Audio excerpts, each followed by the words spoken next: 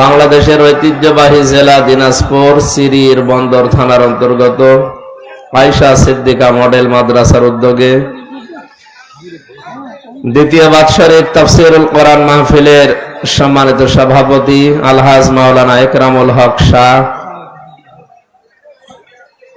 আলোচনা রাখলেন মাওলানা হুসাইন আহমেদ মাহফুজ, হাফেজ মাওলানা আবু সুফিয়ান, মাওলানা বখতিয়ার আলী শিহাব, আতালাল্লাহু উমরাহু ওয়া বারাকাল্লাহু ফি হায়াতি, আমিন। প্রধান অতিথি জনাব আব্দুল আলিম সরকার, আলহাজ মঈনউদ্দিন শাহ, জনাব আবু হায়দার লিটন, জনাব আসিম উদ্দিন গোলাপ, প্রধান অধ্যাপক ডক্টর মোহাম্মদ ওয়াসিম উদ্দিন শাহ, জনাব আবুল কালাম আজাদ, পৃষ্ঠপোষকতায় যারা আছেন বিশেষ করে রেজাউল করিম মানিক, মোর্শেদ আলম জুন, মোহাম্মদ লিটন সরকার, সার্বিক সহযোগিতায় যিনি আছেন জনাব ফয়সুল ইসলাম টিটন, সম্মানিত মাহফিলের পরিচালক মাওলানা আমিনুল ইসলাম আমিন ভাই সহ আমন্ত্রিত অতিথিবৃন্দ, ওয়ারাফা'না লাকা যিকরাক। এই মানুষ, এরা কি মানুষ? কি আশ্চর্য!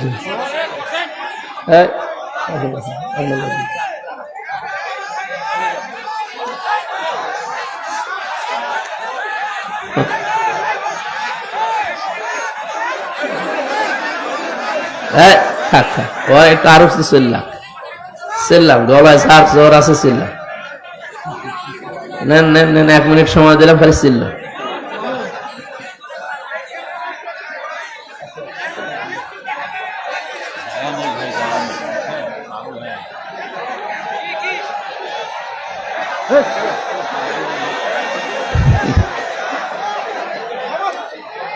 আপনাদের সারা বাংলাদেশে একটা বদনাম আছে, জানেন কি? এমনি এমনি বলে,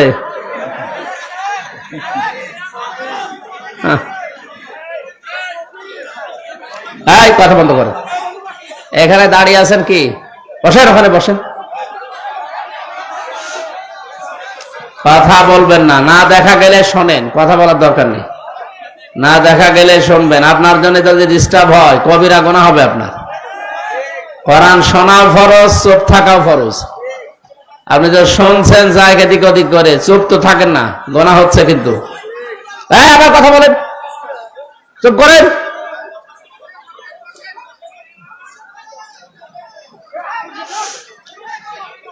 মঞ্চে বসা ওলামা ইকরাম, সামনে বসা মুসলমান ভাইরা, পর্দার আড়ালের সম্মানিতা মা এবং বোনেরা, মাইক ভালো হয়নি, মাইকের আওয়াজ বাইরে দেওয়ার দরকার কি? আর কার মাইক কার?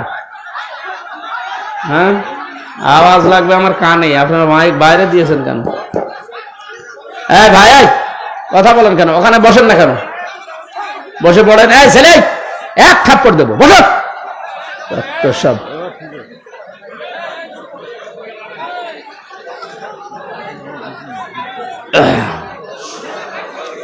কথা বন্ধ করেন ভাই, পায়ে ধরে বলছি, কথা বন্ধ করেন। কথা বন্ধ করেন, নাই তো আমি কিন্তু চলে যাব। আর দেখেন, এবার কথা বলে আমি চলে যাব, সত্যি চলে যাব। কথা বন্ধ করেন।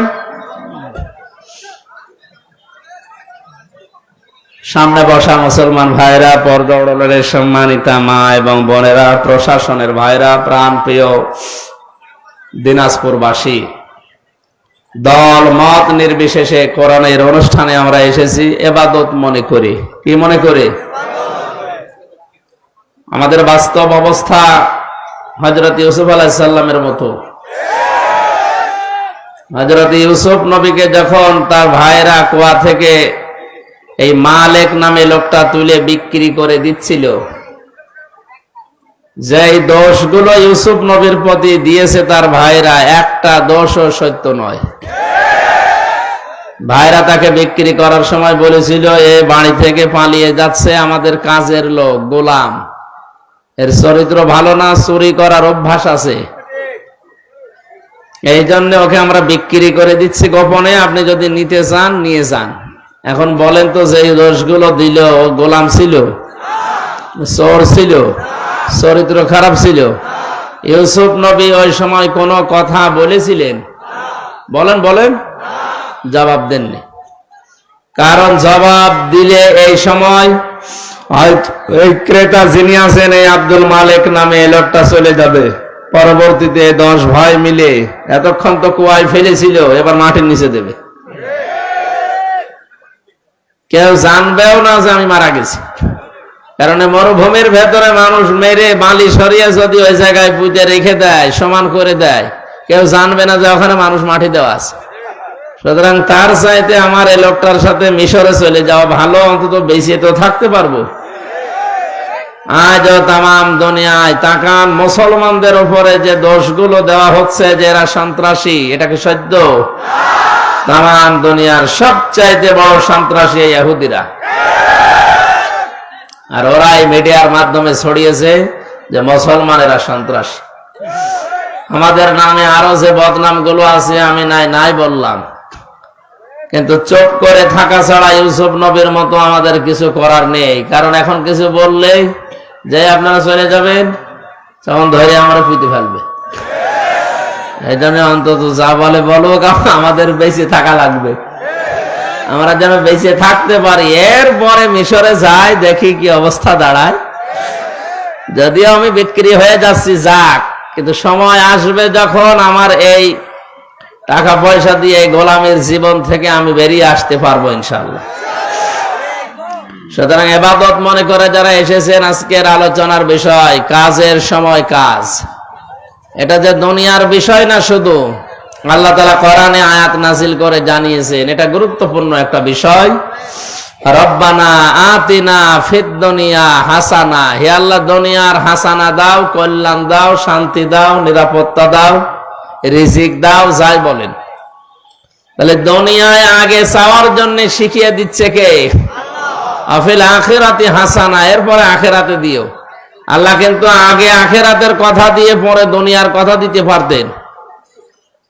তার দুনিয়ায় যার ঠিক নেই, তাফসীর আছে আয়াতের, এই যার দুনিয়ায় ঠিক হবে না, ওর আখিরাতেও ঠিক হবে না। এজন্য দুনিয়াকে আগে শান্তি করা দরকার। শান্তি মানে এই হাসানা দিয়ে ভরপুর করা দরকার। দুনিয়ার হাসানা আমরা পেয়েছি তাফসীরে প্রায় 10টা। এগুলো যদি কেউ পায় তাহলে সে দুনিয়ার হাসানা পেয়েছে। আফিল আখিরাতি হাসানা, আখিরাতের হাসানা 5টা। যদি কেউ ওই 5টা পরবর্তীতে পায়, সে আখিরাতের হাসানা পাবে। অকিনা আযাবান নার, শেষে বলা হচ্ছে আল্লাহ তুমি চাই করো জাহান্নামে আমাদের দিও না, এই আগুন থেকে আমাদের বাঁচাও। জাহান্নাম থেকে কেউ যদি বাঁচতে চায়, মাত্র একটা কাজ দুনিয়ায় করা লাগবে। কয়টা? তাহলে আর আয়াতের প্রথম কথা যে দুনিয়ায় শান্তি দাও, কোন জায়গায়? আরো জোরে বলেন। পৃথিবীতে শান্তি পেতে হলে কাজে থাকা লাগবে। কাজ এটা হওয়া লাগবে আমার আল্লাহর নির্দেশ মতো। শুধু কাজ কারবার যারা করে, কাজে কোনো কষ্ট নেই, আপনি কি এটা ভাবেন? কষ্ট আছে।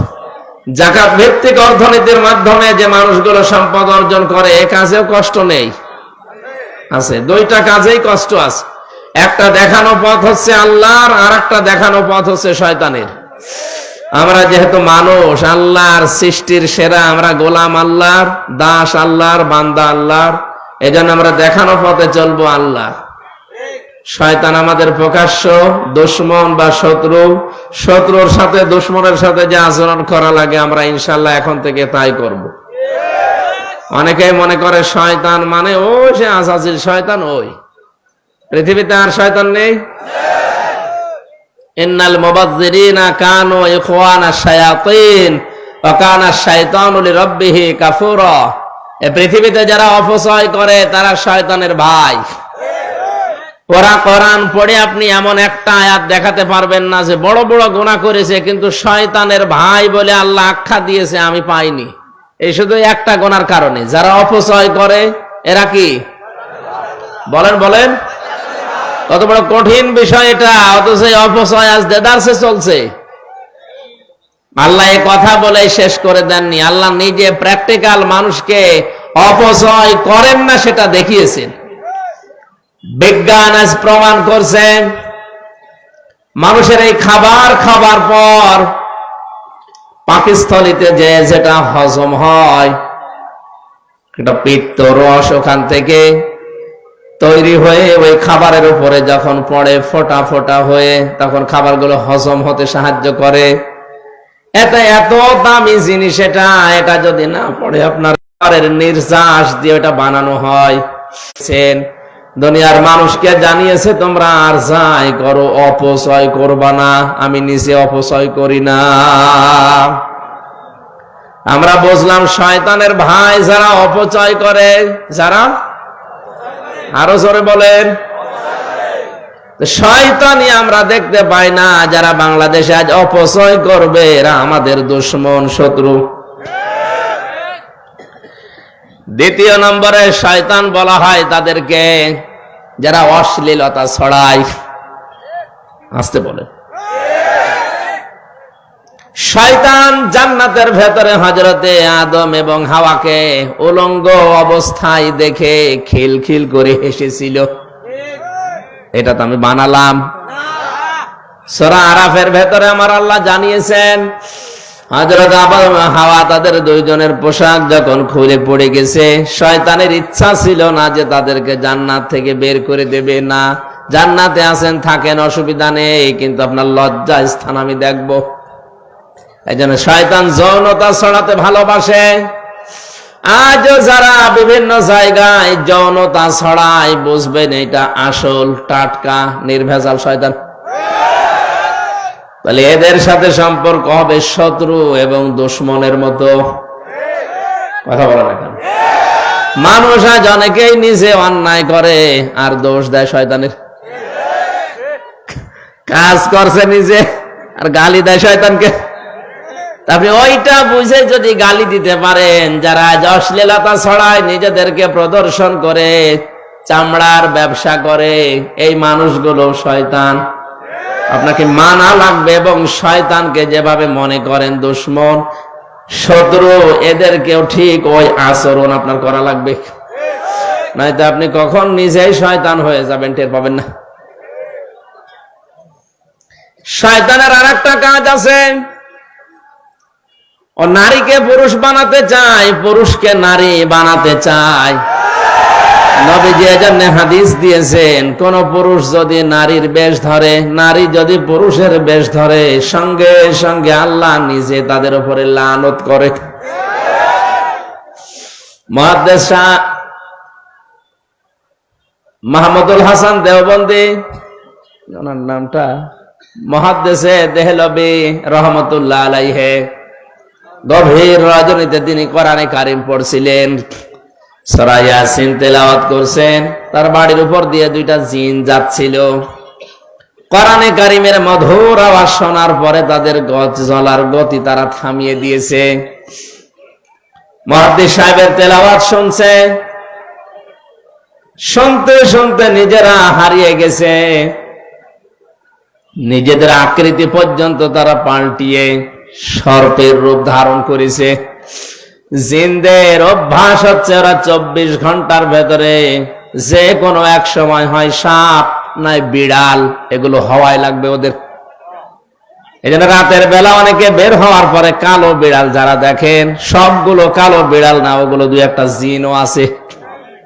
ওগুলো দেখলে আপনি একেবারে সরাসরি যদি দেখেন বলবেন আস্তাগফিরুল্লাহ অথবা লা হাওলা ওয়ালা কুওয়াতা ইল্লা বিল্লাহ। আর একটু বেশি পারলে আয়াতুল কুরসি পড়ে বুকে ফু দিয়ে নেবেন। নয়তো যদি দুষ্টু হয় আপনার একটা ক্ষতি করে দেবে। মুহাদ্দিস সাহেব নামাজ শেষ করার পরে ঘরের ভেতরে তাকিয়ে দেখলেন দুইটা সাপ খেলা করছে। পাশে গিয়ে বললেন, তোমরা যদি জিন হও চলে যাও। কারণ উনি জানে জিনেরা সর্পের রূপ ধারণ করে। একবার, দুইবার, তিনবার বলার পরে ওরা জায়গায় দাঁড়িয়ে আছে।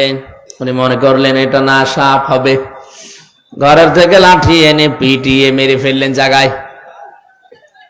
এই জিনদের বাবা মা, তাদের খবর হয়ে গেছে সন্তান কোথায়। অনুসন্ধান করতে করতে এসে মুহাদ্দিস সাহেবের ঘরের ভেতরে পেয়েছে। মুহাদ্দিসকে সহ দুইটা সন্তান মরা নিয়ে গেছে তার নিজেদের দেশে। জিনদের লক্ষ লক্ষ জিনেরা আছে। এটা তাফসিরে হাক্কানিতে পাবেন আপনি। আমি শিক্ষার জন্য বলছি। লক্ষ লক্ষ জিনদের সামনে জিনের পিতা ডাক দিয়ে বললেন, মুহাদ্দিস সাহেব, আপনি আমার দুইটা সন্তানই পিটিয়ে মেরে ফেলেছেন। আমি ইচ্ছা করলে কোরআনের নির্দেশ অনুযায়ী আপনাকেও মেরে ফেলতে পারি। কারণ কেউ যদি কাউকে হত্যা করে তার তিনটা শরত আছে। এক নম্বরে তাকে মেরে ফেলা লাগবে, দুই নম্বরে ওই লোকটা যদি জরিমানা দিয়ে দিয়ত দিয়ে তার পরিবারস্থ লোকদের কাছে ক্ষমা নিয়ে নেয়, এটার দ্বারা তার মাফ হবে। আমাদের দেশে মানুষ হত্যা করার জন্য যে ফাঁসির অর্ডার দেওয়া হয়, 30 বছর জেল দেওয়া হয়, এটা কিন্তু কোরআনের নিয়ম না। আমি বহু মানুষকে এই 3টা বছর জেলে থাকা অবস্থায় মার্ডার মামলার আসামি দেখেছি। জিজ্ঞাসা করে, হুজুর, আমি অন্যায় ভাবে হোক আর ন্যায় ভাবে যেভাবে হোক একটা মানুষ মেরে ফেলেছি, আমার যে সরকার 30 বছর জেল দিল এই দেশের আইনে, আমার কি মাফ হয়ে যাবে? না। আপনি যাকে মারলেন এর বিনিময়ে এক কথা হচ্ছে আপনাকে মেরে ফেলা লাগবে। দ্বিতীয় কথা হচ্ছে, যদি মেরে ফেলা না হয়, ওই লোকটার আত্মীয় স্বজন যারা আছে, ছেলে মেয়ে, বাবা মা, স্ত্রী, তাদেরকে আপনার, ওরা যদি বলে 20 লাখ টাকা দেন আপনাকে মাফ করে দেব, আপনি যে ক্ষতি করলেন ওই টাকা দিলে আপনি মাফ পেয়ে যাবেন। 20 বছর 30 বছর আপনারা জেল খাটা লাগবে না। এটা ইসলামের নিয়ম ছিল। এটা কি ছিল? কোরআনে কারীম আয়াত শোনালেন জিনেরা, ইয়া আইয়ুহাল্লাযীনা আমানু কুতিবা আলাইকুমুল কিসাসু ফিল কতলা। ওহে যারা ঈমানের দাবি করো তাদেরকে বলছি, হত্যার বদলে হত্যা এটা আমি আল্লাহ লিখে দিলাম। কি করলাম? আরো জোরে বলেন। আল্লাহ কিন্তু ফারাজা শব্দটা দেননি। আলেম যারা আছেন তাদেরকে বলছি আল্লাহ কুতিবা দিয়েছেন। ফরজ শব্দ দিলেও তো অর্থ হয়ে যেত, কাতাবা দিলেন কেন? আমি যদি এখন এখানে সভাপতি যিনি আছেন বলি যে এই জমিটা আপনাকে আমি দিয়ে দিলাম মৌখিক, এর কোনো দাম আছে? কারণ জমিও আমার না, এ দেওয়ার ক্ষমতাও আমার নেই। আর আমি যদি এই জমির মালিক যিনি, তাকে দিয়ে দলিলে সই স্বাক্ষর করে লিখে ওনার হাতে বলে এই যে লিখিত, ওই জিনিসের দাম নেই? আরো আসতে বলেন। আল্লাহ শুধু ফারাজুন শব্দ দিলে দিতে পারতেন, না দিয়ে কুতিবা দিয়ে এটা জানিয়েছেন যে বিধানটা ছোটখাটো না, গুরুত্বহীন না, এটা কিন্তু লিখে সই স্বাক্ষর করে দলিল করে দিলাম, এর দাম আছে। এদেশে যারা দায়িত্বে আছে আজ 53 বছর, এই আয়াতটা যদি ঠিক এইভাবে বুঝে স্বাধীনতার পরে এদেশের সংসদে আয়াতটা কায়েম করে দিতে পারতো, বঙ্গবন্ধু হত্যার বিচার আমরা অনেক আগে পেয়ে যেতাম। সুতরাং সঠিকভাবে যদি বিচার ব্যবস্থায় এই আয়াতটা এখন যারা দায়িত্বে আছে সংসদে কায়েম করতে পারে, আগামীতে কিয়ামতের আগে দেশে আর অন্যায় কোনো মার্ডার হবে না। গ্যারান্টি আল্লাহর। আল্লাহর গ্যারান্টি আজ পর্যন্ত মিথ্যা হয়নি, হওয়ার সম্ভাবনা নেই। কথা বলেন না কেন? আপনি একটু মেনে দেখেন না কেন? ফামান তাবিআ হুদায়া ফালা খাউফুন আলাইহিম ওয়ালা হুম ইয়াহজানুন। আল্লাহ পাক বলেন যে হেদায়েত পাঠিয়েছি, এটা যদি অনুসরণ অনুকরণ করে চলতে পারো, আমি গ্যারান্টি দিলাম কোনো ভয় নেই, কোনো চিন্তা নেই। যে সমস্ত ভয়গুলো মানুষ আজ করে, যে রাস্তায় গেলে আমরা অনেকেই খুন হয়ে যায়, বাড়িতে থাকলে অনেকে গুম হয়ে যায়, এই ভয়টা কোরআন গ্যারান্টি দিচ্ছে যে থাকবে না। আর কোরআন যদি না থাকে, ও ভয় দিন দিন আরো বাড়বে। এই জন্য আমাদের উচিত হচ্ছে 96% মুসলমানের দেশে কোরআন এর এই আইনটা সংসদে পাশ হোক। কথা বলেন। কিয়ামতে অন্তত যে গলাগো সাক্ষী দিল, কিয়ামতের ওই ময়দানে আল্লাহ যেন এই কণ্ঠগুলোকে আমাদের এই আয়াতের পক্ষে থাকার কারণে সাক্ষী হিসাবে কবুল করেন। আরে ভাই, ছোটখাটো বিষয় কিয়ামতে আল্লাহ দেখবে। ইব্রাহিম নবীর পক্ষে ছিল একটা ব্যাঙ, এই জন্য ব্যাঙের পোশাক আল্লাহ পাক করে দিয়েছে। ইব্রাহিম নবীর বিপক্ষে ছিল একটা কাংলাস, এই জন্য কাংলাস দেখলেই মেরে ফেললে 10টা নেকি হয়। ওদের দ্বারা কোনো কাজ কিন্তু হয়নি, কাংলাসের দ্বারাও কোনো কাজ হয়নি, ব্যাঙের দ্বারাও কাজ হয়নি। কারণ এমন আগুন জ্বলছিল 1 কিলোমিটার উপর দিয়েও যদি পাখি উড়ে যায় ঝলসে পড়ে যেত। এত বড় বিশাল অগ্নিকুণ্ড, এখানে ব্যাঙের পোশাবের কাজ হবে? বলেন না কেন? কিন্তু ব্যাঙের এই পোশাবকে হযরতে জিবরাইল দেখার পরে জিজ্ঞাসা করলেন, তুমি যে পোশাব করো কোনো কিছু করতে পারবা? ব্যাঙ তার বলেছিল, ফেরেশতা আমি জানি আমার পোশাবে কাজ হবে না, কিন্তু আমার মালিককে আমি দেখাতে চাই যে আমি তোমার খলিলের পক্ষে আছি, ওই বেটা নমরুদের বিপক্ষে আছি। আল্লাহ এত বেশি পছন্দ করলেন কথাটা, ওই দিন থেকে কিয়ামত পর্যন্ত যত ব্যাঙ আসবে সব ব্যাঙের পোশাবকে আল্লাহ পাক বলেই ঘোষণা করে দিয়েছেন। এই এদিকে তাকান, একটা ব্যাঙ ইব্রাহিম নবীর পক্ষে থাকার কারণে যদি তার পোশাব পর্যন্ত পাক হয়ে যায়, আমরা যে নবীর পক্ষে আছি তিনি কিন্তু খলিলুল্লাহ না, তিনি হাবিবুল্লাহ। বলেন বলেন, খলিলুল্লাহ আর হাবিবুল্লাহর পার্থক্য কি?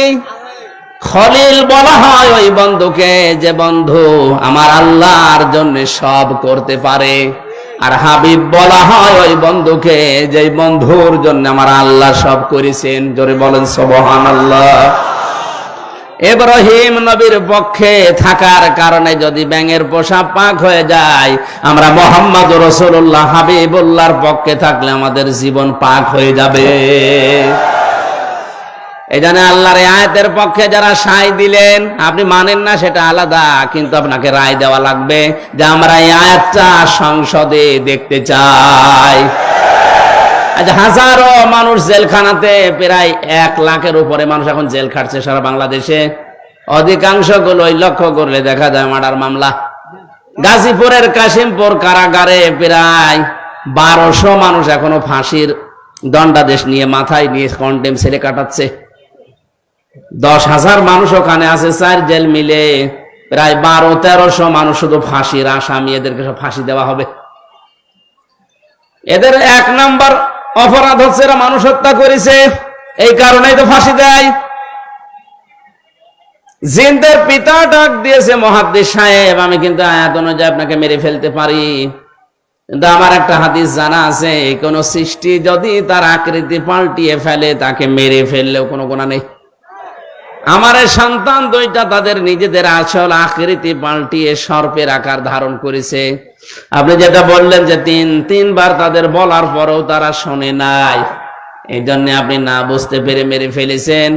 আমি আপনার কোনো দোষ দিতে চাই না, তবে একটা কথা, যে কোরআন শুনতে গিয়ে জীবন গেছে, স্থান ত্যাগ করে নাই, আপনার এই মধুর কণ্ঠ দিয়ে আমাদেরকে ওই কোরআন থেকে একটা কিছু শুনিয়ে বিদায় করেন। মুহাদ্দিস শাহ ওয়ালিউল্লাহ দেহলভী রহমাতুল্লাহ আলাইহি তার মধুর কণ্ঠ দিয়ে কোরআনের সবচাইতে সুন্দর সূরা যেটা সূরা রহমান তেলাওয়াত করে শোনালেন। আর রহমানু আল্লামাল কোরআন খলাকাল ইনসানা আল্লামাহুল বায়ান। হাজার হাজার জিনের অজ্ঞান হয়ে গেছে, হুশ যাদের ছিল তারা সঙ্গে সঙ্গে বলে উঠেছে, কুলু উহিয়া ইলাইয়া আন্নাহু ইসতামা'a নাফারুম মিনাল জিন্নি ফাকালু ইন্না সামি'না কুরআনান আজাবা। তারা বলেছে অবশ্যই যে ওহী শুনলাম এটা আশ্চর্য কোরআন। শব্দের দিকে খেয়াল করেন, ইয়াহদি ইলার রুশদি ফাআমান্না বি। এই এদিকে তাকান, ইয়াহদি ইলার রুশদি ফাআমান্না বি। যে কয় মিনিটে আমরা কোরআন শুনেছি, এ কোরআন আমাদেরকে হেদায়েতের পথ বলে দিয়েছে। আপনি মনে হয় বুঝতে পারেননি, জিনেরা কোরআন শুনেছিল কয়দিন? মাত্র কয়েক মিনিট লাগে সূরা রহমান পড়তে। এই কয়েক মিনিট শোনার পরে তাদের সিদ্ধান্তের দিকে তাকান। ইয়াহদি ইলার রশদি ফামান্না বি। এ কোরআন আমাদেরকে হেদায়েতের পথ বলে দিয়েছে, আমরা ঈমান আনলাম। ওয়ালান নুশরিকা বিরাব্বিনা আহাদা। জীবন চলে গেলেও কোনোদিন আল্লাহর সাথে আমরা শরীক করব না। এখানে আলেম নেই? এই যে আলেম বসে আছে দুইটা, জিজ্ঞাসা করেন মোজারের আগে লান আসলে অর্থ হয় কখনোই না। আমার শিক্ষা দেওয়ার বিষয়, জিনেরা মাত্র কয়েক মিনিট কোরআন শুনে যদি এত বড় বড় সিদ্ধান্ত নিতে পারে যে আমরা সব পথ ভুলে গেছি, আমরা হেদায়েতের পথ পেয়ে গেছি, আমরা ঈমান এনেছি, কোনদিন জীবন চলে গেলেও আল্লাহর সাথে শরীক করব না। আর আমরা সেই জন্মের পর থেকে কোরআন শুনে আসছি। আমাদের কি এখনো শিরিক বন্ধ হয়েছে? আসতে বলেন। আমরা ঈমান আনতে পেরেছি না। অনেকেই আমরা জানি যে ওযু করলে ওযু ভেঙে যায় 7টা কারণে, নামাজ পড়লে নামাজ ভেঙে যায় 19টা কারণে। কথা বলেন না কেন? ঈমান আনলে ঈমান ভেঙে যায় 10টা কারণে। এখানে যত মানুষ বসে আছে শুধু বিজ্ঞ আলেম গুলো বাদ দিয়ে যদি জিজ্ঞাসা করা হয়, ভালো ভালো মুসল্লি পর্যন্ত বলতে পারবে না যে ঈমান ভাঙার যে 10টা কারণ। পারবে না? ওর মনে নেই। ঈমানও ভেঙে যায়, মানুষের আমলও ভেঙে যায়। এখন যদি বলেন আমলের আবার হাত পা আছে নাকি ভেঙে যায়? হ্যাঁ, আমল ভাঙে। আমল কিভাবে ভাঙে আমি বলবো। এই এলাকায় যদি কারো আমল এরকম থাকে, ভেঙে গেলে আমার কিছু করার নেই। আল্লাযীনা কাফারু ওয়া সাদ্দু আন সাবিলিল্লাহি আযাল্লা আমালাহুম। সূরা মুহাম্মাদের প্রথম আয়াতে আল্লাহ জানিয়েছেন, যারা কুফরি করে আর যারা আল্লাহর পথে বাধা সৃষ্টি করে, আযাল্লা ইউদিল্লু বাবে ইফআল, বাংলা অর্থ দাঁড়িয়েছে আমলের বহুবচন আমাল। কোন মানুষ যদি কুফরি করে আর আল্লাহর পথে বাধা সৃষ্টি করে, সে যেভাবে হোক ওর জীবনের পেছনের আমল আল্লাহ সব নষ্ট করে দিয়েছে, ভেঙে ফেলেছে। এ কোরআন শুনতে আসবে মানুষ আল্লাহর পথে না শয়তানের পথে? আরো জোরে বলেন। মাওলানা আমিনুলকে এছাড়াই বাধা দিয়েছে। আমি সজ্ঞানে স্বেচ্ছায় একেবারে বাস্তবতার সাথে মিলিয়ে কোরআন সামনে নিয়ে বলছি, আপনি নামাজ পড়তে পারেন, পাগড়ি মাথায় দিতে পারেন, হজ করতে পারেন, কোরআন অনুষ্ঠান চালু হবে বাধা দেওয়ার জন্য যারাই বিভিন্ন কায়দায় চেষ্টা করেছেন, আপনার আমল ভেঙে গেছে। কোন হুজুর নিয়ে আসবেন? এবার নিয়ে আসেন। যদি মনে করেন না বানিয়ে বলছি, সূরা হুজুরাতের 2 নম্বর আয়াতের ব্যাখ্যা আছে। বিশ্ব নবীর উপরে যদি কেউ কথা বলে তাহলে তার আমল আল্লাহ নষ্ট করে দেয়, অথচ লোকটা জানেও না যে আমার আমল নষ্ট হয়ে গেল কি করে।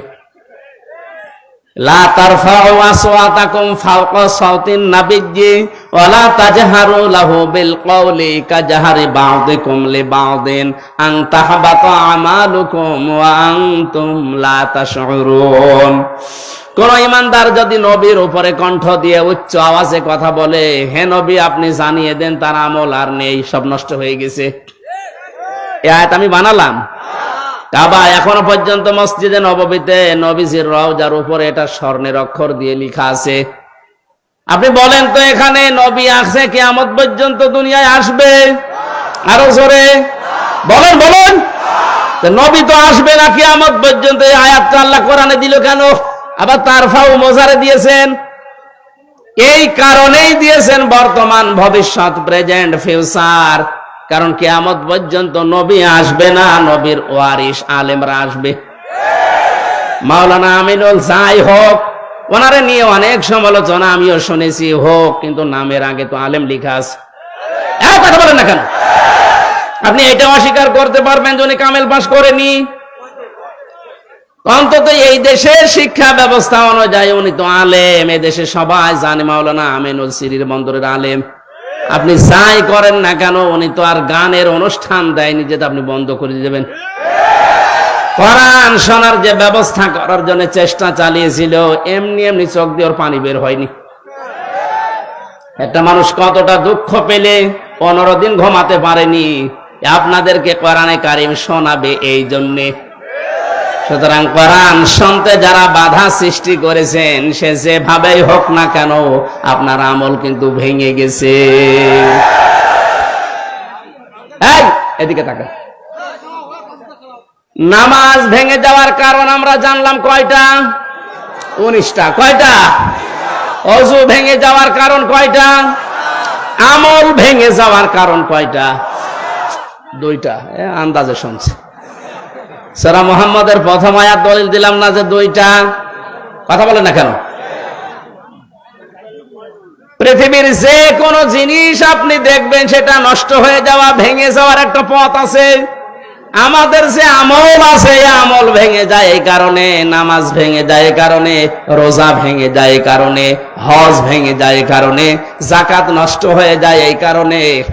যাকাত দেওয়ার জায়গা আছে 8টা। কয়টা? 8টা বাদ দিয়ে যদি মানুষ 9 নাম্বার জায়গায় দেয়, তাহলে ওই যাকাত ভেঙে যাবে, নষ্ট হয়ে যাবে।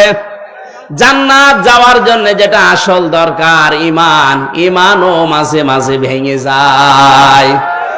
আসতে বলেন। ঈমান ভাঙে না? ঈমান ভাঙার কারণ 10টা। কয়টা? আমি সংক্ষেপে আপনাকে লিখে নেওয়ার জন্য বলছি, কাজে লাগবে লিখেন। ঈমান ও মানুষের ভেঙে যায়। 1 নম্বরে সূরা জুমারের 65 নাম্বার আয়াতের দলিলটা আছে। আমি শুধু থিওরি গুলো বলছি, বাড়িতে মিলিয়ে নিয়েন। 1 নম্বরে দুনিয়ায় কেউ যদি শিরিক করে, তার ঈমান ভেঙে যায়, নষ্ট হয়ে যায়। ওই ঈমান নিয়ে জান্নাতে যাওয়া সম্ভব না। 2 নম্বরে কেউ যদি কুফরি করে, কুফরি মানে কি? ঢেকে ফেলা। কুফরি মানে অস্বীকার করা, ঢাকনা দেওয়া, চেপে রাখা, গোপন করা। আল্লাহর কোন বিধান জানার পরে যদি কেউ চেপে রাখে, গোপন করে, সে উপকার আনতে কাফের, তারও ঈমান ভেঙে গেছে। আর এটা বাংলাদেশে এখন বেশি।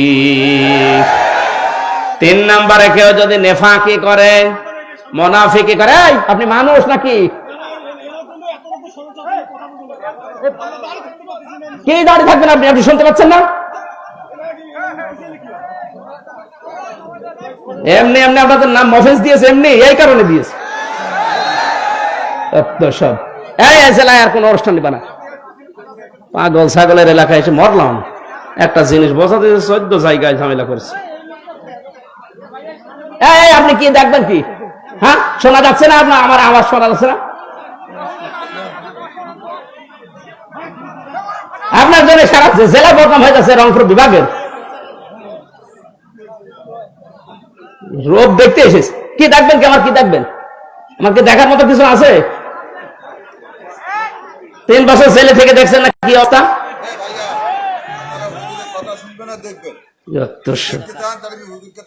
হ্যাঁ, দাঁড় করে দিচ্ছে, আপনি দেখে চলে যান বাড়ি। এত সুন্দর একটা আলোচনা হচ্ছে, আরে না না বুঝে না শুনে চিল্লাচ্ছে। আরে কি এখানে পিছান, আরো পিছান, আরো পিছান। এই স্টেজে এত মানুষ তুলবেন না। শুধু আলেমদের ছাড়া আর জ্ঞানী মানুষ যেগুলো আছে অতিথি, ওগুলো ছাড়া মানুষকে তুলবেন না। 14 জনকে তুলিয়ে বারবার ডিস্টার্ব করে। সাতার মাহফিল নিয়েছে। হ্যাঁ, জান একটু ফেসে যাবেন। এবার আমার যে চিল্লানো দেয় দেখেন।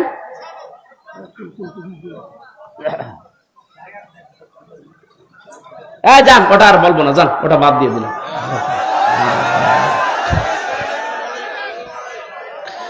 একটা তাল তুলে নিয়ে আসলাম, কেবল এক বান্দার ভেঙে দিয়েছে বেদের মেয়ে জোসনাইশ। সাতার মাথা। সুবহানাল্লাহ, আলহামদুলিল্লাহ, লা ইলাহা ইল্লাল্লাহ, সুবহানাল্লাহ, আলহামদুলিল্লাহ, লা ইলাহা ইল্লাল্লাহ, সুবহানাল্লাহ, আলহামদুলিল্লাহ।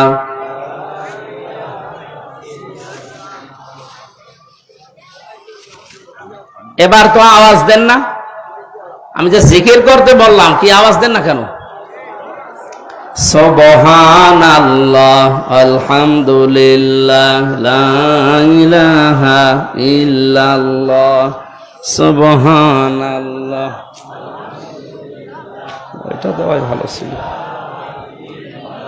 ভেতরে ঘেমে যাচ্ছে।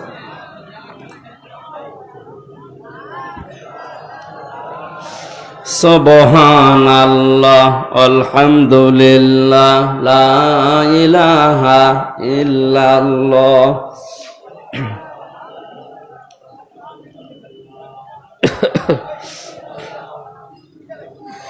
দাও খোদা দাও আমায় আবার ওমার দারাজ দিল, দাওয়ালির মতো বীর সেনানি জাগাতে নিখিল। দাও খোদা দাও আমায় আবার ওমার দারাজ দিল। হামজাকে দাও ঘরে ঘরে জীবন দিতে অকাতরে, হামজাকে দাও ঘরে ঘরে জীবন দিতে অকাতরে। আবার কাবা ভাঙতে এলে পাঠাওয়া বাবিল। দাও খোদা দাও আমায় আবার ওমার দারাজ দিল। সচ্চা ঈমান দিয়ে পাঠাও শত সাহাবা, যাদের দেখে বিশ্ব আবার বলুক মারহাবা। আবার পাঠাও আবু বকর, ফিতনা ফাসাদ আসুক সমর।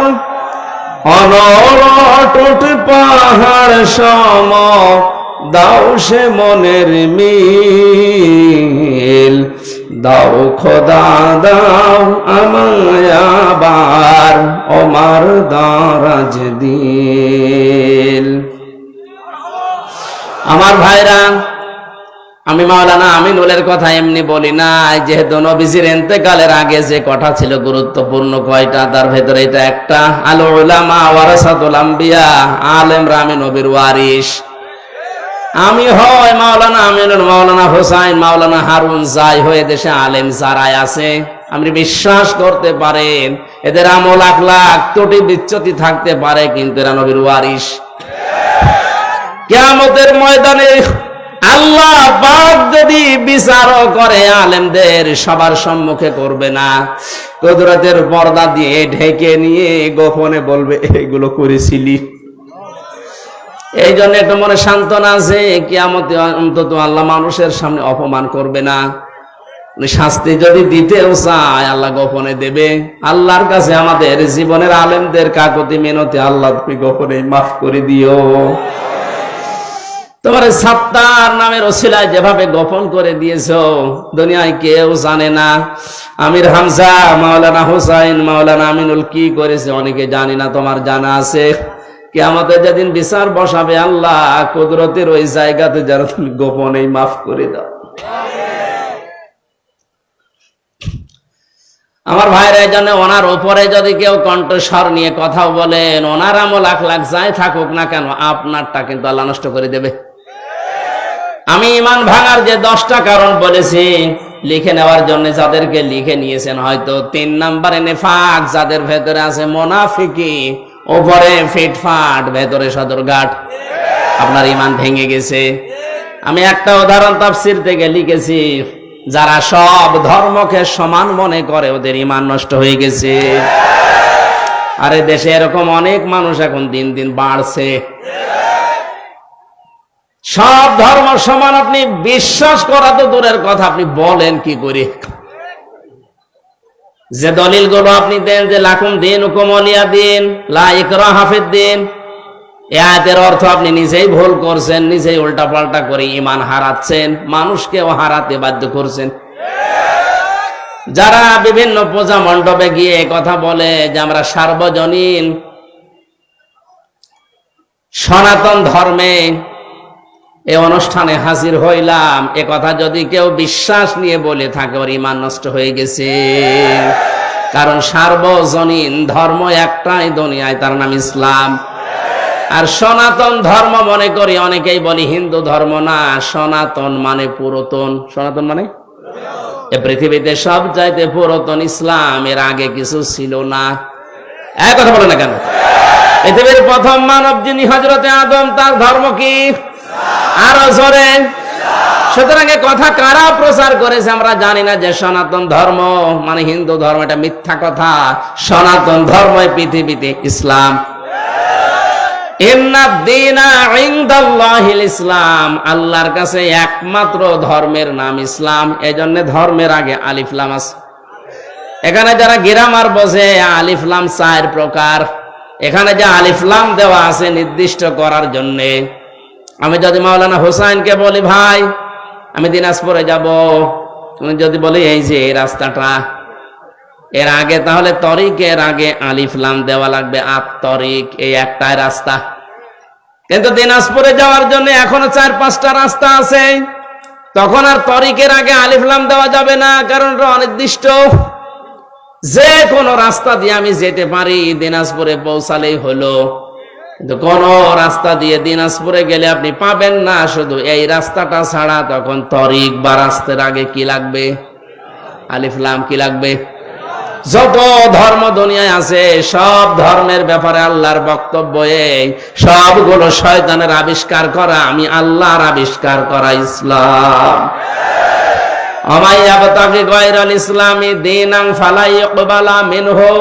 ইসলাম বাদ দিয়ে অন্য কোন ধর্ম নিয়ে, অন্য কোন জীবন ব্যবস্থা নিয়ে কেউ যদি আল্লাহকে রাজি করতে চায়, ওর জীবনের কোনো কিছু আল্লাহ কবুল করছে না, করবে না। তাহলে আয়াতগুলো দ্বারা কি প্রমাণ হয়? সব ধর্ম সমান। আরো জোরে। অনেকে এখন ফতোয়া বের করছে যে আমরা উদারতা দেখাতে গিয়ে বলি আপনি কি আল্লাহর চাইতে বেশি উদার? আশা করছি এটা যারা ভুল বুঝে হোক আর জেনে শুনে হোক ষড়যন্ত্র করে বলছেন, আপনার ঈমান ভেঙে গেছে। 4 নম্বরে, নবী ছাড়া যারা অন্য কারো আদর্শ ভালো মনে করে। কয়েকদিন আগে একটা জরিপ পেয়েছিলাম, এদেশে বিশ্ব নবীকে একমাত্র আদর্শ মেনে চলে মাত্র 100 জনের 15 জন। তাহলে এই যে পয়েন্টগুলো আমি কোরআন থেকে হাদিস থেকে লিখেছি, প্রত্যেকটার পেছনে হায়াতের দলিল আছে। আমি দলিলগুলো লম্বা করে বলতে পারছি না, শুধু আমার সাবজেক্টে যাব। তাই যারা আজ বিশ্ব নবী বাদ দিয়ে অন্য কাউকে আদর্শ মানে, তাদের সংখ্যা এই দেশে 85 জন। কত? আর একমাত্র যারা বিশ্ব নবীকে উসওয়াতুন হাসানা মানে, ওদের সংখ্যা মাত্র 15 জন। আপনি হিসাব করে বলেন, আমরা খালি চিল্লাই যে দেশে 96% মুসলমান। হ্যাঁ, মুসলমান আছে, ওই আদমশুমারিতে আছে, আর ওই আগা কাটা আছে। অনেকেই ভাবে যে আগা কেটে দিলেই মুসলমান। ছাগল কি? ছাগলের তো দিয়ে, ছাগলের দেয় না। না, ভুল যারা করছেন আপনাকে সংশোধনী দিলাম, আশা করছে আপনার বিবেক খুলবে। এরপরেও যদি আপনি একেবারে সে আবু জেহেলের মতো অনড় হয়ে থাকেন, আমার মনে হয় আপনার হেদায়েত কপালে আর নেই। 5 নম্বরে, আল্লাহর বিধান যাদের ভালো লাগে না, এটা সূরা মুহাম্মদের 9 নম্বর আয়াতে আছে। এদেশে এখন নেই। একই আল্লাহর বিধান কোরআনে কারিমে আকিমুস সালাত খুব আদায় করছে, আতুজ যাকাত খুব দিয়ে দিচ্ছে, কিন্তু একই আল্লাহর বিধান আকিমুদ্দিন, দিন কায়েম করো, ওয়ালা তাতাফাররাকু ফি, এই বিষয়ে কোনো ফতোয়াবাজি করো না। এখানে ওর খবর নেই। দিনটা যে কায়েম করা ফরজ নামাজের মতো, রোজার মতো, অনেকেই জানেও না ও মানেও না। অথচ পৃথিবীতে যত নবী এসেছিলেন, আমি আলেমদের বলছি, প্রত্যেকটা নবীর শরীয়তে কম বেশি কোন মাসলা মাসাইল নিয়ে একটু ঝামেলা ছিল। হয়তো অনেক নবীর সাথে আমাদের নবীরটা মেলেনি। যেমন হযরতে মুসা আলাইহিস সালামের জামানায় কারো শরীরে যদি লাপাক লেগে যেত, ওই জায়গাটা এরকম মুছে ফেললেই হয়ে যেত। হযরতে ঈসা নবীর জামানায় একটু কঠিন ছিল, কোন জায়গায় নাপাক লেগে গেল চামড়া খুশিয়ে খুশিয়ে তুলে ফেলে লেগে লাগতো। আল্লাহ পাক কঠিনটাও দেননি, একেবারে সহজটাও দেননি, আমাদের মাঝামাঝি শরীয়ত দিয়েছেন যে চামড়াও তোলা লাগবে না, আবার মুছে ফেললেও হবে না, 3 বার ধুয়ে ফেলা লাগবে। হ্যাঁ, এই যে মাসলা মাসালে হয়তো বিভিন্ন নিয়ম নীতি নিয়ে মতপার্থক্য ছিল, কিন্তু আদম থেকে শুরু করে আমাদের নবী পর্যন্ত প্রত্যেকের মিশন একটাই ছিল, আনাকিমুদ্দিন ওয়ালা তাতাফাররাকু ফি। নামাজ যেভাবে কায়েম করো, রোজা যেভাবে ফরজ মনে করে করো, দিন কায়েম করা কিন্তু ঠিক ওই রকম ফরজ। আর এই বিষয়ে কোনো পার্থক্য, মত পার্থক্য, ফতোয়াবাজি, দলাদলি চলবে না। আর যত দলাদলি, মত পার্থক্য সব এই জায়গায় এসে, এদেশে মানুষ যত তার চাইতে দল বেশি, এটা মিথ্যা কথা। কারণ এমনও লোক আছে 1 জন 2 3 দল করে, যখন যে দল উনি ওই দলের কর্মী, যেদিকে বৃষ্টি পড়ে ওইদিকে ছাতা ধরে, এরকম মানুষ আছে না নেই? আল্লাহর কোন বিধানকে আপনি যদি খারাপ মনে করেন, হ্যাঁ আপনার বুঝে আসছে না সেটা আলাদা কথা বলছেন। আল্লাহর বিধানকে খারাপ মনে করলে ঈমান নষ্ট হয়ে যায়, ভেঙে যায়, ব্যর্থ হয়ে যায়। 6 নম্বরে দিনের কোন বিধানকে নিয়ে কেউ যদি কটাক্ষ করে, উপহাস করে, মর্যাদা দিতে না চায়, এটা আজ দিন দিন বাড়ছে। আল্লাহর বিভিন্ন বিধান নিয়ে মানে তো না, আরো কটাক্ষ করে, আরো উপহাস করে উড়িয়ে দেয়। আমি একটা উদাহরণ দিচ্ছি আল্লাহর কোরআন থেকে, একটু খেয়াল করে শোনেন। কোরআনের কোন আয়াত বোঝার জন্য কেউ যদি চেষ্টা করে, তার কিন্তু 500 রাকাত নফল নামাজের সওয়াব। ইন্নাল্লাযীনা কাযযাবু বিআয়াতিনা ওয়াস্তাকবারু আনহা লা তুফাত্তাহু লাহুম আবওয়াবুস সামা ওয়া লা ইয়াদখুলুনাল জান্নাহ। আল্লাহ পাক বলেন, হে নবী, নিশ্চয় যারা আমি আল্লাহর আয়াতকে অবিশ্বাস করে, মিথ্যা মনে করে, আর যখন আমার আয়াত দিয়ে ওয়াজ করা হয়, তাফসির করা হয়, ব্যাখ্যা করা হয়, সতর্ক করা হয়, ও মানুষ সতর্ক না হয়ে অহংকার করে আরো উঠে চলে যায়। ওয়াস্তাকবারু আনহা, ইস্তিকবার করে, অহংকার করে, দাম্ভিকতা দেখিয়ে মুখ ফিরিয়ে চলে যায়। লা তুফাত্তাহু লাহুম, তোফাত্তাহু মুজারে, বর্তমান, ভবিষ্যৎ, প্রেজেন্ট, ফিউচার, তার জন্য খোলা হচ্ছে না, হবে না। আবওয়াবুস সামা, বাবের বহু বচন আবওয়াব, বাব মানে দরজা, আবওয়াব মানে দরজা সমূহ, সামা মানে আকাশ, আকাশের একটা দরজাও তার জন্য খোলা হচ্ছে না, হবেও না। এতটুকু আল্লাহ শেষ করেননি, পরবর্তী কথা আরো কঠিন। ওয়ালা ইয়াদখুলুনাল জান্নাহ, ওরা জান্নাতে যাচ্ছে না, যাবে না। আপনি হিসাব করছেন পেছনের হাত দিয়ে। আজ যারা আল্লাহর আয়াতকে অবিশ্বাস করেন, কটাক্ষ করেন, মিথ্যা মনে করেন, অহংকার করে মুখ ফিরিয়ে চলে যান, আপনার কিন্তু জীবনের বড় ক্ষতি 2টা। আকাশের দরজা সব সময় আপনার জন্য বন্ধ, আপনার আমল ওঠা বন্ধ হয়ে গেছে। 2 নম্বরে আপনি জান্নাতে কোনোদিন যাচ্ছেন না, যাবেনও না। আল্লাহ একটা উদাহরণ দিচ্ছেন, হাত্তা ইয়ালিজাল জামালু ফি সামিল খিয়াত। হাত্তা মানে যতক্ষণ পর্যন্ত, ইয়ালিজা মানে প্রবেশ করা, যতক্ষণ পর্যন্ত প্রবেশ না করে সূচের ওই ছিদ্র দিয়ে উট, তার মানে সূচের ছিদ্র দিয়ে উট প্রবেশ করা যেরকম অসম্ভব, ওই মানুষগুলোর আল্লাহর জান্নাতে যাওয়া ওই রকম অসম্ভব। আল্লাহ উদাহরণটা দিয়ে জানিয়েছেন, বান্দা তোর জন্য আমার জান্নাতে যাওয়া সম্ভব না। সুতরাং আল্লাহর আয়াত নিয়ে যারা কটূক্তি করছেন, তারা থামেন, আপনার জন্য জান্নাতে যাওয়া সূচের ছিদ্র দিয়ে উট যাওয়ার মতো কঠিন। আল্লাহ শেষ করে দিলে হয়তো আমি বলতাম না, এর পরবর্তী কথা আরো কঠিন। ওয়াকাযালিকা নাজিজিল মুজরিমিন, আল্লাহ বলেন এইভাবে করে আমি পাপিষ্ঠদেরকে শাস্তি দেব। লাহুম মিন জাহান্নামা মিহাদু ওয়া মিন ফাওকিহিম গাওয়াশ ওয়াকাযালিকা নাজিজিজ যালিমিন। এই যে মানুষগুলো যারা আল্লাহর আয়াত নিয়ে, আল্লাহর কোরআন নিয়ে, আল্লাহর বিধান নিয়ে কটূক্তি করে, উপহাস করে, এরা নামাজ পড়তে পারে, রোজা রাখতে পারে, দাড়ি রাখতে পারে, মারা যাওয়ার সঙ্গে সঙ্গে আমি আল্লাহ কবরটা জাহান্নাম বানিয়ে দেব। আল্লাহ শুধু এতটুকুই দেননি, আল্লাহ এর পরবর্তী শব্দের দিকে খেয়াল করেন, মিহাদু ওয়া মিন ফাওকিহিম গাওয়াশ, ওদের কবরের ভেতরে রাখার সঙ্গে সঙ্গে পেছনে নিচে যে বিছানাটা এটা হয়ে যাবে আগুনের বিছানা, উপরে দেওয়া হবে আগুনের চাদর। জোরে বলেন নাউজুবিল্লাহ। এই আয়াতটা আমার চোখের সামনে যখন আসে আমি দেখতে পাই এদেশে অনেকেই এখন এই আয়াতে শামিল। অথচ এরকম মানুষ মারা গেলে আমরা অনেকে উপরে ফুল দিয়ে রাখি। কথা বলে না কেন? সারা জীবন যে আল্লাহর আয়াতকে উপহাস করে, ঠাট্টা করে, আল্লাহর বিধানকে যার পছন্দ হয় না, এ মানুষটা মারা গেলে উপরে ফুল কেন, 2 তলা বিল্ডিং কেন, 15 তলা বিল্ডিং বানিয়েও কাজ নেই। কারণ আল্লাহ নিজে ওরে জাহান্নামের চাদরের বিছানা দেবে, জাহান্নামের চাদর দিয়ে ঢেকে দেবে। জোরে বলেন নাউজুবিল্লাহ। আমার ভাইরা, যেন ঈমান যেন আপনার ভেঙে না যায়, সতর্ক থাকবেন। 7 নম্বরে যারা জাদুকর, এদের ঈমান ভেঙে যায়, এলাকায় মনে হয় নেই। 8 নম্বরে মুসলমানদের বিরুদ্ধে যারা ষড়যন্ত্র করে, এটা এখন বেশি। কথা বলেন না কেন? মুসলমানদের বিরুদ্ধে, মানুষের বিরুদ্ধে না, মুসলমানদের বিরুদ্ধে যারা ষড়যন্ত্র করে, এই লোকটার ঈমান ভেঙে যায়।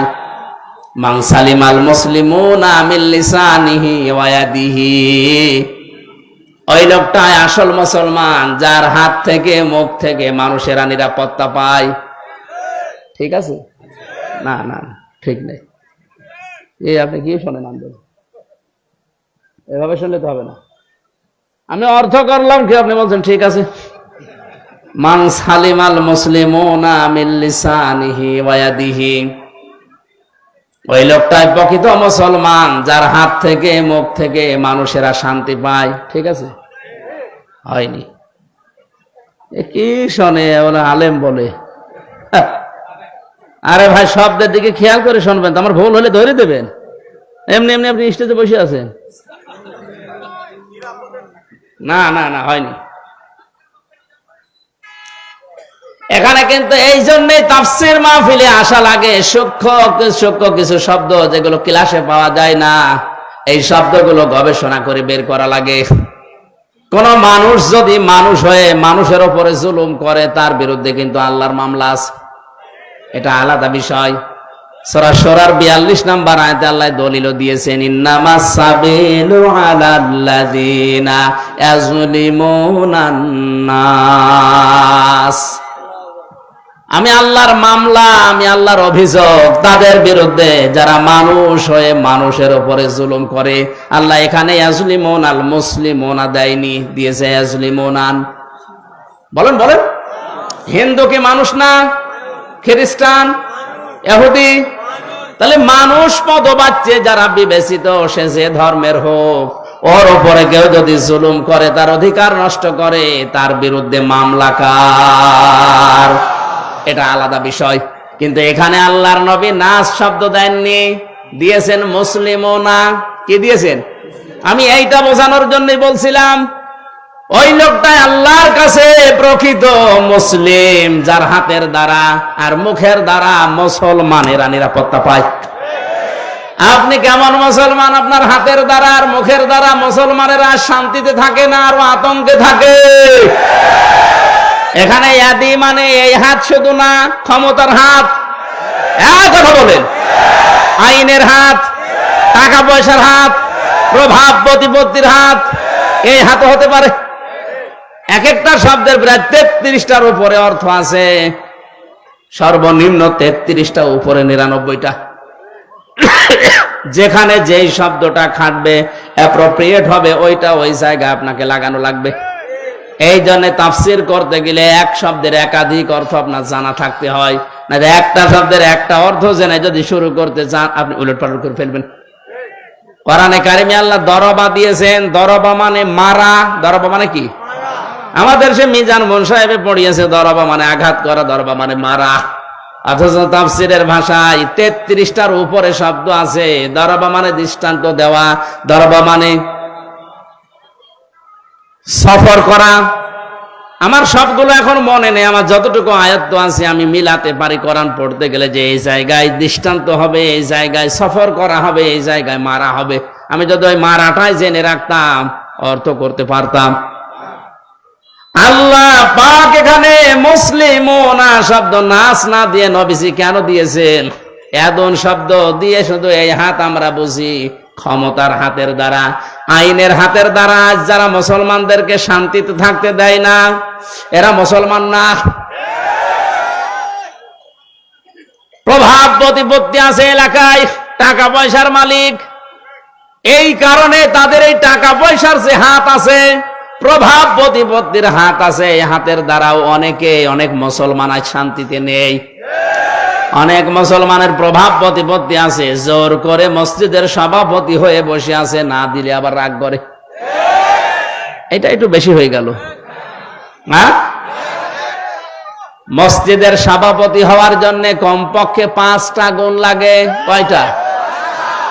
না ভাই, আমার এই ওয়াজ করার দরকার নেই। অনেক সভাপতি শেষে বলবো আমার দরকার নেই, আমি ছেড়ে দিলাম, তোরা চালাগা যা। আপনি ছেড়ে দিলেও অসুবিধা নেই। এখন যারা সংসদ সদস্য কয়েকদিন আগে থেকে আওয়াজ তুলেছে, বাংলাদেশেও কলকাতার মমতার মতো এই দেশে ইমাম আর মুয়াজ্জিনদের সরকারি ভাবে বেতন দেওয়া লাগবে।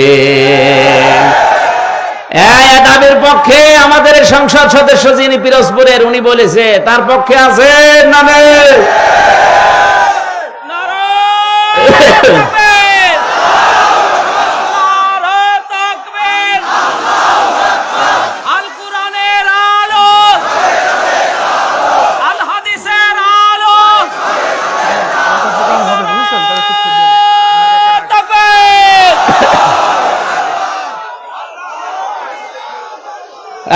পৌরসভার মেয়র যিনি আছেন, ড্রেন পরিষ্কার করে, টয়লেট পরিষ্কার করে, তার যদি বেতন দেওয়া যায় 3 লক্ষ 3.5 লক্ষ, মসজিদের ইমামের বেতন আর মুয়াজ্জিনের বেতন দিতে গেলে আমাদের প্রধানমন্ত্রী পারবে না। 564টা মডেল মসজিদ বানিয়েছে, এখানে যদি বেতন দিতে পারে ইমাম মুয়াজ্জিনের, 3.5 লাখ মসজিদের ইমাম মুয়াজ্জিনের বেতনও দিতে পারবে। সে কলিজা তার আছে, কথা বলছে না কেন? তার কলিজা না থাকলে 10.5 লাখ 12 লাখের উপরে। তাকান কত মানুষকে আশ্রয় দিয়েছে। চীন এত বড় রাষ্ট্র, একটা মানুষও নেয়নি। কথা বলছে না কেন? আর সমালোচনা আলোচনা তার বিরুদ্ধে পক্ষে বিপক্ষে আছে, কিন্তু তার কয়েকটা কাজ কিন্তু খুব ভালো। বিশেষ করে একটি খামার একটি বাড়ি, এই প্রকল্পের মাধ্যমে অনেকে আজ একটা কর্মজীবন পেয়েছে, একটা মাথা গোজার ঠাঁই পেয়েছে। প্রধানমন্ত্রীর জীবনে কিছুই যদি আল্লাহর ভালো না লাগে, এই কাজটা ভালো হবে, কারণ এটা কোরআনে কারিমের সূরা মুদ্দাসসির থেকে নেওয়া। আলাম নাকুন নুতিউমুল মিসকিন, হে নবী আপনি মিসকিনদেরকে খাবার দেবেন, যারা দেয় না তারা মুসলমান দাবি করলেও জাহান্নামে যাবে। সুতরাং শুধু নিজে খেয়ে পরে বাঁচবেন, এতিম মিসকিন অসহায় মানুষের খবর রাখবেন না, আপনি জান্নাতে যেতে পারেন না। উনি হয়তো এই আয়াত থেকে এই শিক্ষাটা নেওয়ার জন্য একটি খামার একটি বাড়িয়ে প্রকল্প চালু করেছিল। আর দুর্নীতি হয়েছে, হয়তো অনেকে একটি খামার একটি বাড়ি বানাতে গিয়ে বাঁশের বদলে রড দিয়েছে, আমরা জানি, কিন্তু কাজ তো করেছে। যারা দায়িত্ব পেয়েছিল ওরা 2 নাম্বারই করলে উনি ওখানে ঢাকা থেকে করবে কি? সুতরাং এই কাজটা যেন আল্লাহ কবুল করেন। লক্ষ লক্ষ মানুষের মাথা গোজার মতো একটা ঠাঁই হয়েছে, একটা কর্মসংস্থান তৈরি হয়েছে। জোরে বলেন সুবহানাল্লাহ। আমি কিন্তু শিক্ষা দেওয়ার জন্য যে জায়গায় ছিলাম ওখানে ফিরে যাচ্ছি। যে মানুষগুলো কাউকে মুসলমানদের বিরুদ্ধে ষড়যন্ত্রে লাগিয়ে দেয়, এই লোকটার মুসলমান থাকে না, ঈমান ভেঙে যায়। 9 নম্বরে কাউকে যদি কেউ ইসলামের ঊর্ধ্বে মনে করে, ওর ঈমান নষ্ট হয়ে যায়। আমি এই শব্দটা আর বলবো না। কাউকে আপনি ইসলামের ঊর্ধ্বে মনে করতে পারবেন না, এমনকি নবীজিও না। কারণ নবীজি ইসলামের প্রচারক ছিলেন, ইসলামের খাদেম ছিলেন। বিশ্ব নবীকে যখন পাথর দিয়ে দিয়ে মেরে মেরে রক্তাক্ত করে ফেলে রাখতো, জিবরাইল এসে পাথরগুলো সরিয়ে বড় একটা পাথরের ওকে বলতেন তুলা হয়ে যাও, তোলার মতো নরম করে ওখানে যখন শুয়ে দিতেন, জিবরাইলকে নবীজি বলে ভাই আমার কি কাজ? নবীজিকে আল্লাহ শুনিয়েছেন ফেরেশতা বলে দাও যে দিনের জন্য নবীকে পাঠিয়েছি ওই দিনের জন্য মার খেয়েছে, সকাল বেলা থেকে মোহাম্মদ রাসূলুল্লাহর ওই দিনের প্রচার করাই কাজ। তাহলে দিনের মর্যাদা কত বেশি ইসলামের। এজন্য ইসলামের ঊর্ধ্বে কাউকে মনে করা যাবে না, সে যেই হোক। কথা বুঝতেছেন? আমার কাছে আগে ইসলাম, আমি মুসলিম হিসাবে, এরপরে অন্য কিছু। 10 নম্বরে ইসলামের কোন বিধানকে যারা ঘৃণা করে, এটা সূরা সেজদার 22 নম্বর আয়াতের ব্যাখ্যায় পাবেন। তাহলে আমি বলছিলাম দুনিয়াতে অনেক কিছু আছে যেগুলো করলে হয় না, ভেঙে নষ্ট হয়ে যায়। এই পৃথিবীতে শয়তানের যে বন্ধু, এই বন্ধু কিন্তু ভেঙে যায়। শয়তানের সাথে যারা বন্ধুত্ব করে এই বন্ধুত্ব ভেঙে ফেলার বুদ্ধি আছে না নেই? আমরা যারা শয়তানের সাথে বন্ধুত্ব করলাম, এই যে অপচয় করে, অশ্লীলতা ছড়ায়, যৌনতা ছড়ায়, নবীদের, তার মানে নবীর ওয়ারিসদের মুখের উপরে জোরে কথা বলে, আল্লাহর পথে চলতে বাধা দেয়, এগুলো সব শয়তানের কাজ। কার কাজ? আল্লাহ আমাদেরকে হেফাজত করুন, বলেন আমিন। সূরা জুমার মাত্র 2টা আয়াত পড়েছিলাম। এমন গুরুত্বপূর্ণ বিষয় আল্লাহ আয়াতের ভেতরে দিয়েছেন, একটু খেয়াল করে তাফসীর আকারে শোনেন। ইয়া আইয়ুহাল্লাযীনা আমানু ইযা নুদিয়া লিস-সালাহ। আল্লাহ পাক বলেন ঈমানদারেরা যেদিন আযান দেওয়া হয়, ইলা ইয়াউমিল জুমআহ, ইযা নুদিয়া লিস-সালাতি মিন ইয়াউমিল জুমআহ, জুমার দিন যখন আযান দেওয়া হয়, ডাকা হয়, আহ্বান করা হয়, ঘোষণা দেওয়া হয়, ফাসাউ ইলা যিকিরিল্লাহ, তোমরা আল্লাহর জিকিরের দিকে, নামাজের দিকে দৌড়াও। কে বলছেন? আরো জোরে বলেন। ওয়াজারুল বাই, দুনিয়ার সব বেচা কিনা কাজ কারবার বন্ধ করে দাও। যালিকুম খায়রুল লাকুম ইন কুনতুম তা'লামুন, এইটাই ভালো কাজ, এইটা যদি তোমরা বুঝে থাকো। এবার আসেন তো আয়াতের বাস্তব ব্যাখ্যা কি। আল্লাহ পাক শব্দটা দিয়েছেন ইযা নুদিয়া লিস-সালাতি মিন ইয়াউমিল জুমআতি ফাসআউ ইলা যিকিরিল্লাহ, যখন আযান হয়ে যাবে সব কাজ কাম বন্ধ করে দিয়ে দৌড়াও নামাজের দিকে। কিসের দিকে? আরো জোরে বলেন। আর আমরা হাদিস শুনেছি এতদিন যে নবীজি জানিয়েছেন কেউ যেন নামাজের জন্য দৌড়িয়ে মসজিদে যাবা না। শুনেননি? শুনছি মানে কি? এটাই সঠিক হাদিস। মুসলিম শরীফের হাদিস হচ্ছে কেউ যেন মসজিদে দৌড়িয়ে যাবা না নামাজ পড়ার জন্য। ফজরের নামাজে নবীজি নামাজ আদায় করছেন, নামাজের ভেতরে ধপ ধপ করে কিছু আওয়াজ শুনলেন, নামাজ শেষ হয়ে গেল, ঘরে বসলেন, ডাক দিয়ে বললেন সাহাবীরা নামাজের ভেতরে আমার কানে আওয়াজ এসেছে, ধপ ধপ করে আওয়াজ হচ্ছিল, কিসের?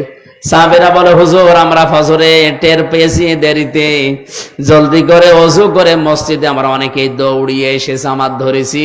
ওই দিন নবীজি হাদিসটি বলেছিলেন যে তোমরা কেউ দৌড়িয়ে জামাত ধরবা না, যতটুকু পারা যায় ধীরে স্থির ভাবে নামাজ পাও, বাকি যেটা পাবে না কাজা করে নেবে। কথা বুঝতেছেন? তাহলে আয়াতের সাথে নবীর কথার কোনো মিল নেই। হ্যাঁ, কই আছে? কই? আল্লাহ বললেন দৌড়াও, নবীজি বললেন দৌড়ানোর দরকার নেই।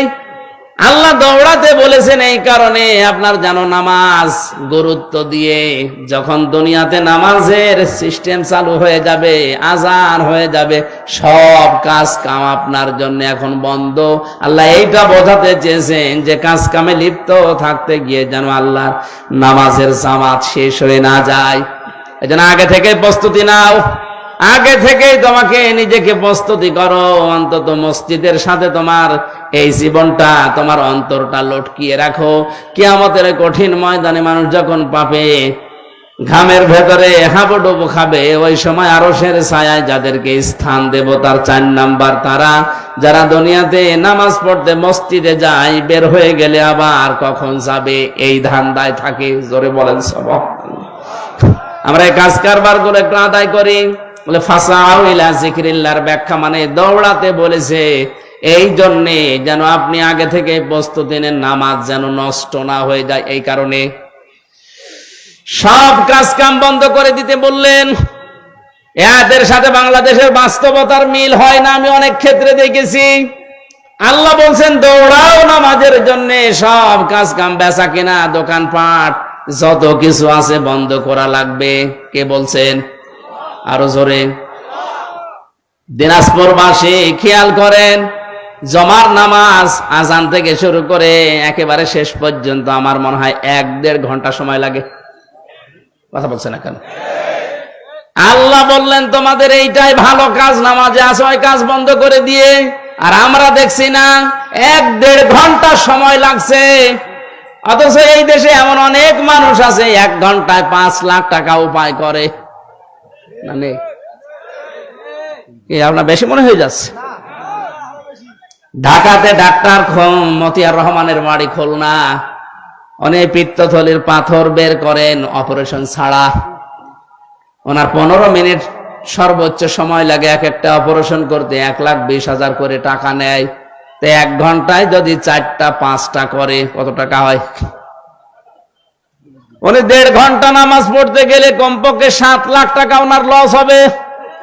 আর কথা বলছেন এখন? এখন উনি যদি এই আয়াতের প্রশ্ন করে, আল্লাহ তোমার সাথে তো আমার বাস্তবতা মেলে না, তুমি বলছো যালিকুম খায়রুল লাকুম, এইটাই ভালো কাজ, অথচ আমি দেখলাম না নামাজ পড়তে গেলে আমার 7 লাখ লস।